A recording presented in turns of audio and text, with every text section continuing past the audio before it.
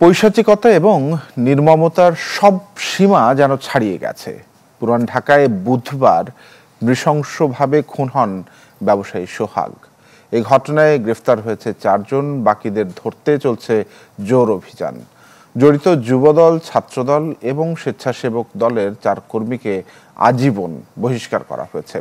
হত্যাকাণ্ডের নিন্দা ও শোক প্রকাশ করেছেন বিএনপির মহাসচিব, জামায়াতের আমির সহ অন্যান্যরাও শোক প্রকাশ করেছেন। এদিকে এই ঘটনার প্রতিবাদে ঢাকা বিশ্ববিদ্যালয়, বুয়েট সহ বিভিন্ন এলাকায় হয়েছে বিক্ষোভ মিছিল।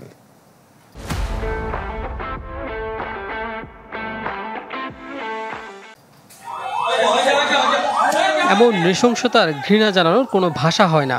পৃথিবীর যে কোনো স্থানে যে কোনো সময় এমন হত্যাকাণ্ড মানবজাতির মাথা হেট করে দেয় লজ্জায়। প্রকাশ্য দিবালোকে ঢাকার বুকে এমন ঘটনায় কেঁপে উঠেছে হৃদয়বানের বিবেক। বুধবার সন্ধ্যা 6টার দিকে মিডফোর্ড হাসপাতালের 3 নম্বর ফটকের সামনে কিছু মানুষের জটলা। কয়েক মিনিট পর ওই যুবকের বস্ত্রহীন রক্তাক্ত মরদেহ টেনে মূল সড়কে নিয়ে আসে 2 জন। এরপর একজন মাথায় লাথি মারতে থাকে, অন্যজন চর। একজনকে তো নিথর দেহের উপর উঠে লাফিয়ে উল্লাস করতে দেখা যায়। খোঁজ নিয়ে জানা যায়, নিহত সোহাগ মিডফোর্ড এলাকায় ভাঙাড়ির ব্যবসা করেন দীর্ঘদিন যাবৎ। পুলিশ জানিয়েছে, ব্যবসার নিয়ন্ত্রণ নিয়ে বিরোধের জেরে সোহাগকে হত্যা করে তার পূর্ব পরিচিতরা। যৌথ বাহিনীর অভিযানে এই ঘটনায় জড়িত মাহমুদুল হাসান মাহিন ও তারেক রহমান রবিনকে গ্রেপ্তার করা হয়েছে।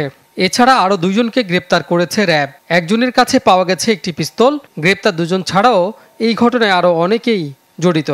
অভিযোগ রয়েছে, সবাই যুবদল ও ছাত্রদলের রাজনীতিতে সক্রিয়।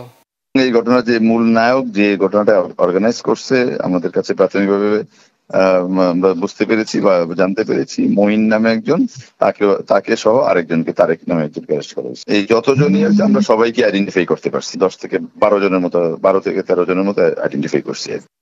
এদিকে জড়িত 2 জনকে দল থেকে বহিষ্কার করেছে যুবদল। আহ্বান জানানো হয় আইনি ব্যবস্থা নেয়ার। বহিষ্কার করা হয়েছে এক ছাত্রদল ও আরেক স্বেচ্ছাসেবক দলের নেতাকেও। এদিকে মিডফোর্ডের ঘটনায় জড়িতদের বিরুদ্ধে ব্যবস্থা নেওয়ার পরও বিএনপির উপর দায় চাপানোকে অপরাজনীতি বলেছেন দলটির নেতা সালাউদ্দিন আহমেদ।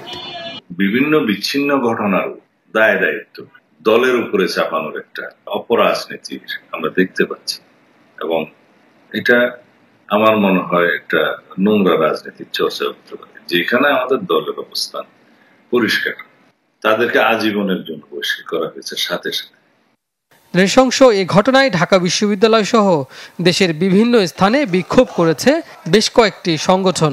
অবিলম্বে জড়িতদের গ্রেপ্তারের দাবি জানানো হয়। আমরা অপরাধীদের দৃষ্টান্তমূলক শাস্তি ও সমাজে শান্তি প্রতিষ্ঠার দাবি জানাই। কাজী ফয়সাল, চ্যানেল 24, ঢাকা।